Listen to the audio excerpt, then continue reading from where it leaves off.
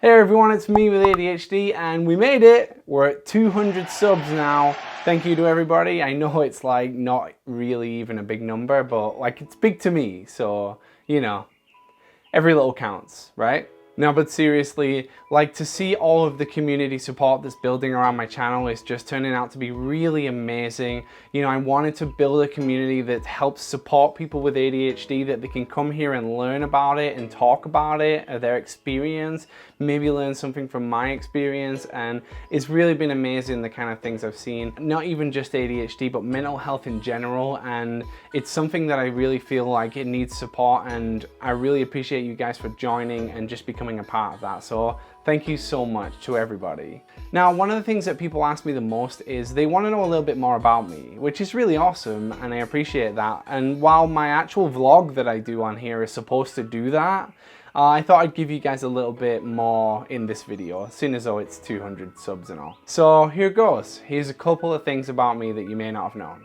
So my name is Chris, and I'm 29 years old. I turned 29 last month, actually. Nobody wished me happy birthday, by the way. I am from a small town in the northwest of England called Barrow-in-Furness. I know it's a really long, weird name, but it's a really nice town. I'm actually half English and half Scottish, and I now live out here in California. So I kind of have two jobs. My first job is my main job, and that one is I work for a non-profit organization that refurbishes and then distributes wheelchairs to people with disabilities in third world countries. We also run family retreats, which are like summer camps for children with disabilities all over America. This is a really awesome job, and my role within the company is I am the lead photographer. So I do a lot of the photography and I manage all of the photos for the entire company. And then I also go out and we do films on recipients that receive their wheelchairs. When I go out on productions, I normally do some camera operation, I manage audio, and basically we kind of are a small team that do every job together. This job is super rewarding. It is really amazing to see all of the good that we're doing around the world, and it's just amazing. It's really great. So my other job is I am a freelance photographer and videographer. Who'd have guessed, right? So, you know, I really enjoy doing that as well. Photography is a huge passion of mine. In fact, you can check out all of my stuff on my Instagram, which will be right about here, maybe. Let's see what else. Oh, I am a super nerd. I'm obsessed with video games, anything to do with Final Fantasy or Nintendo, and that's just like it for me. I'm a huge fan of both of those. Because I live in California, I got to go to E3 for the first time. Just got my badges right here for myself and my wife. That was really amazing. It was also the year that the Switch came out, so it was huge. It was so much fun. I have two cats. One is named Kevin, and he's white, and the other one is named Bruce, and he's black.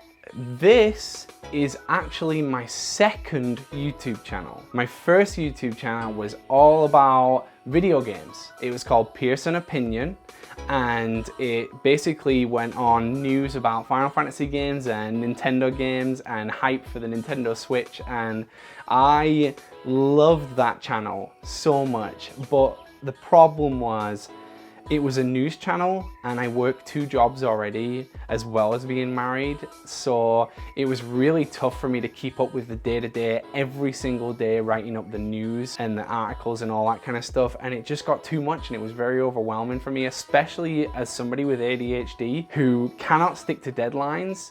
I found myself finding a new piece of news, writing it up, and then by the time I got to even do the video, like 7 or 8 people had already posted the same video, so I would lose kind of my viewership and all that, and it really got me down and it was really tough to keep up with.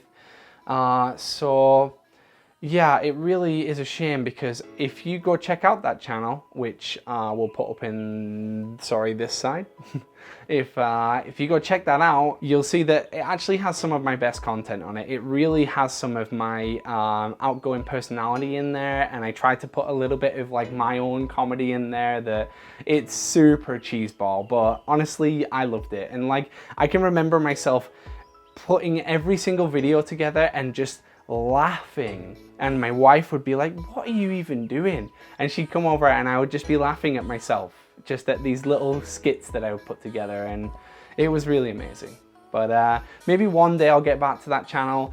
I think I'm really enjoying this channel right now, and I'm trying to turn this channel into more of a kind of all-round channel that kind of does a little bit of the education, but also does a little bit of vlog, and also does a little bit of, you know, just a little bit of each. So in regards to my ADHD, I found out that I had ADHD about a year ago, which coincidentally, of course, is when I started the channel. The inspiration for me starting this channel was when I was looking for content, I found How to ADHD, and her channel, if you haven't checked it out, please check it out, because it is hands down the best ADHD channel that there is out there. And I can only aspire to ever be as good as that. But I really enjoyed what she did, and I felt in myself that I have gone all of this time without any treatment at all. I've managed to make it this far, and I thought I have so many ways that I've built up of coping with ADHD that I just want to help people, and I just want to impart that onto other people, and I just felt like I needed to do it. So that's why I created the channel, and that's when I found out I had ADHD. As far as I remember, I've had Tourette's my entire life. In fact, talking to my mum, I think they noticed that I had certain tics when I was about 5 or 6, and then they kind of got worse and worse, and then around 11, 12, I would say that they were the worst. I have a lot of motor tics. They're kind of small, and I would say that if you were to talk to a doctor or somebody like that, they would tell you that I have mild Tourette's. But I can tell you now from personal experience, sometimes it does not feel like it's mild. It really does not. It's very frustrating. And when you have certain things that you can't stop doing over and over and over again, and then or if it's loud, or if it's noticeable, it's embarrassing. And it grinds you down inside, and it really can make you depressed, and it can bother you, and you know, you think people are watching you, and you just kind of more self-conscious, and it really can get to you. I've spent my entire life with it, so by now I'm kind of used to it, but you know, there are plenty of people out there who aren't in this point yet, and I would say, you know, I don't be giving advice, but I would say, if you know anyone like that, just have patience with them, because it can be tough. It really can. And you know, I was lucky enough to find my wife who is amazing with it, and she doesn't let it get to her, and she doesn't point it out, and it's not a big thing to her. And I love you, Laurel, and thank you for that, because it's amazing. All right, so really that's all I have. I feel like I've bored my soul to you guys today. I hope you guys appreciate it. Let me know if you guys want to talk about anything at all as well. Let's just keep going with this community. Everyone just keep talking. Let's build it. Let's just become a big family, and I just think it'll be really awesome. Do not forget to subscribe.